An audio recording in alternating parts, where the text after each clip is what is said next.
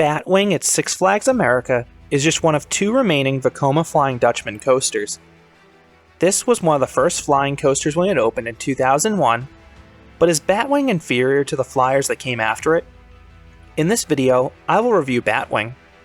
Vekoma is a Dutch company that made a name for themselves in the 1980s and 1990s, building a series of looping coasters, many of which were clones. But in 2000, they debuted the first large-scale flying coaster in stealth at Paramount's Great America. Two additional Flying Dutchmen would follow in 2001, including Batwing at Six Flags America. No others would be built. Now, I know enthusiasts often bash the Vekoma Flying Dutchman for their capacity and downtime. I've been guilty of it too. One of the reasons is that they're often compared to the Bolliger and Mabillard flyers, and almost any coaster pales in comparison to the uptime and reliability of B&Ms. But B&M didn't build their first flying coaster until 2002, so the Flying Dutchman was groundbreaking.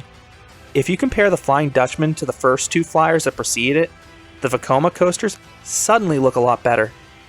The first official flying coaster opened in 1997, and it was a bizarre one. It was Skytrack at Granada Studios in Manchester, England. This coaster was designed by Skytrack, yes, the ride is named after the manufacturer, and it was partially supported by an adjacent building. The ride was only 50 feet, or 15 meters tall, and had a gentle layout reminiscent of one of those old set-point suspended coasters. Meanwhile, the vehicles were single-person versions of the cage restraints you find on a Zamperla Volare. You climb up a ladder into the train, are boxed into place, and then the ride is elevated into the flying position. The single-person vehicles and cumbersome loading procedure result in a miserable throughput. This ride was also plagued by mechanical issues. The ride's initial opening was delayed several months due to issues with the wheel bogies, and the coaster operated sporadically until it closed, along with the park, after the 1998 season. In 1998, a company called Select Contracts fabricated another odd flyer for Encounter Zone, an indoor family entertainment center in Dubai. The ride was named Comet, and it was just 7 feet, or 2 meters tall. Like Skytrack, this one had single-person vehicles. These ones were metal tubes you climbed into, and the ride also no longer operates. Stealth opened in 2000 as the prototype Flying Dutchman, and the stats crushed the prior flyers.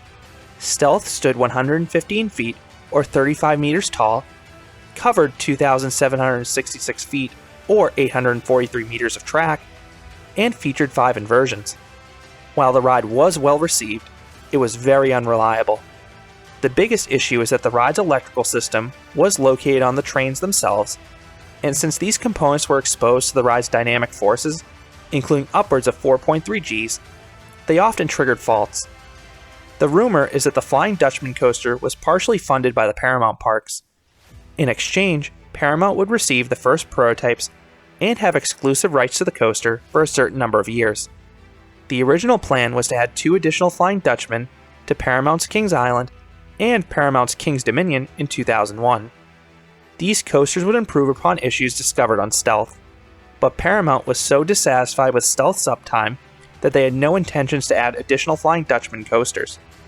So Six Flags scooped in, purchased them, and installed both for the 2001 season.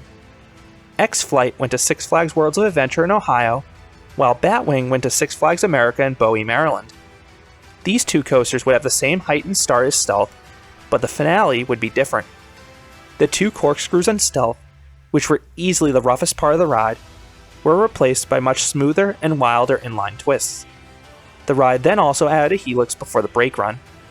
The electrical issues that plagued Stealth were improved upon, and the ride received a dual loading platform to boost capacity. These would be the last 2 Flying Dutchmen, and interestingly, Batwing is the only version that has only had one home. Stealth was relocated to Carowinds in 2004. It ran as Borg Assimilator from 2004 to 2007. But after Cedar Fair purchased the park, they renamed the coaster Nighthawk. Meanwhile, Six Flags Worlds of Adventure was sold to Cedar Fair, and the park was once again renamed Geauga Lake.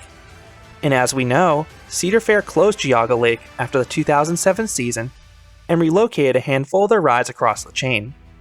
One of these rides that was relocated was X-Flight. Cedar Fair moved this ride to Kings Island a year before Geauga Lake's closure. The ride operated as Firehawk at Kings Island from 2007 to 2018, until it was removed for Orion. I have ridden all three Flying Dutchmen, and Firehawk was the smoothest of the three. But back to Batwing. This coaster is located in the very back of Six Flags America. The coaster is part of the Gotham City section of the park, but Batwing is tucked in its own area behind Superman. It's a really awkward placement. There is nothing around Batwing. There are no rides, no food stands, no bathrooms. Just some cardboard cutouts of famous Batman characters. Batwing is pretty much all by itself. The area feels sorta eerie.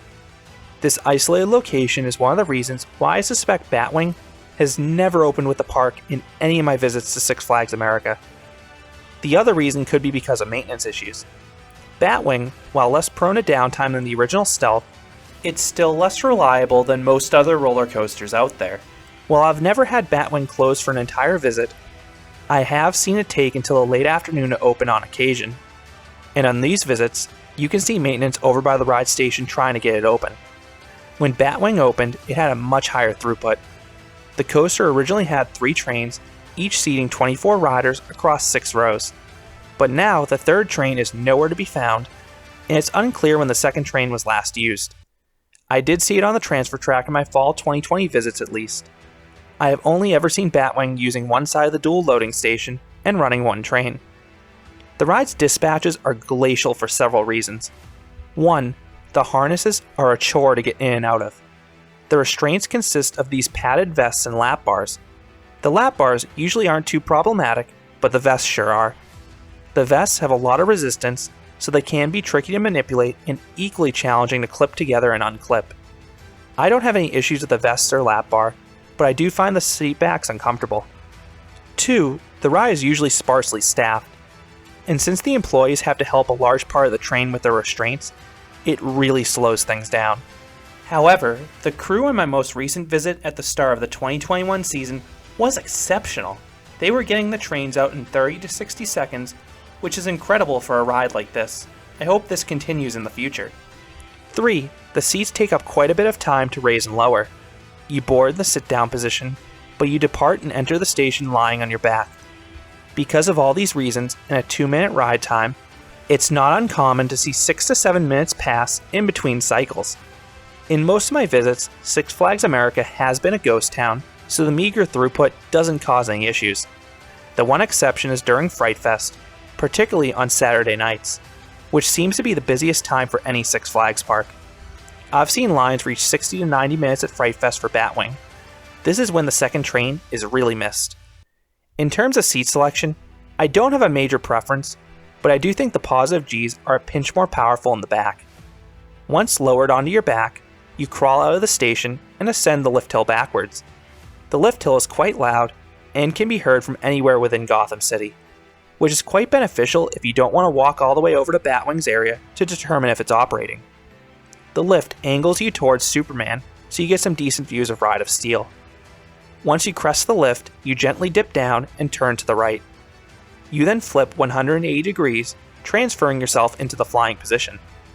And this is one of the biggest differences between the Flying Dutchman and other flying coasters out there. Flying Dutchman spends more time in the lie-down position than other flyers. In general, I find Batwing comfortable. The ride does have some vibrations, but when you're in the flying position, gravity helps you out by keeping your head off the seat back, where it can get rattled. However, in the lie-down position, the rattling can be uncomfortable.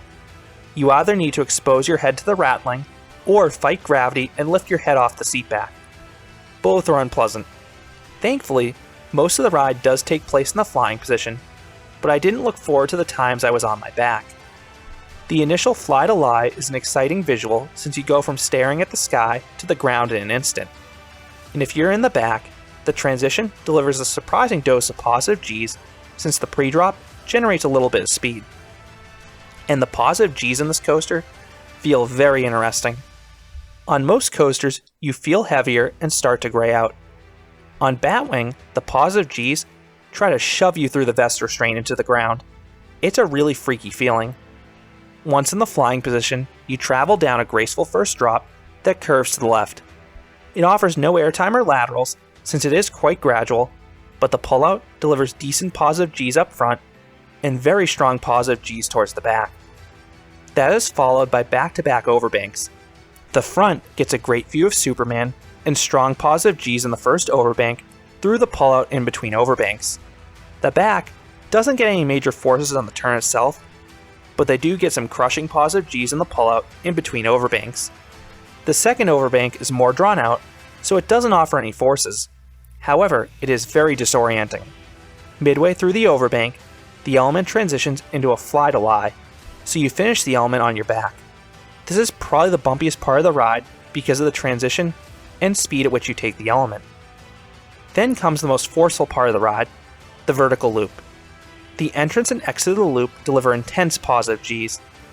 Because of their strength and the fact you're on your back, they approach the G-forces you experience on the valley of a B&M pretzel loop. The train does slow down at the top of the loop, which offers a reprieve from the positive Gs, but it's okay because it's a neat visual returning to the flying position for an instant before diving back towards the ground. The third overbank is the inverse of the second. You enter in the lie-down position and transition to the flying position midway through it. The element is probably the weakest on the ride. It's jerky like the prior overbank, but it is disorienting at least, performing a 180-degree flip while turning. That is followed by another turnaround.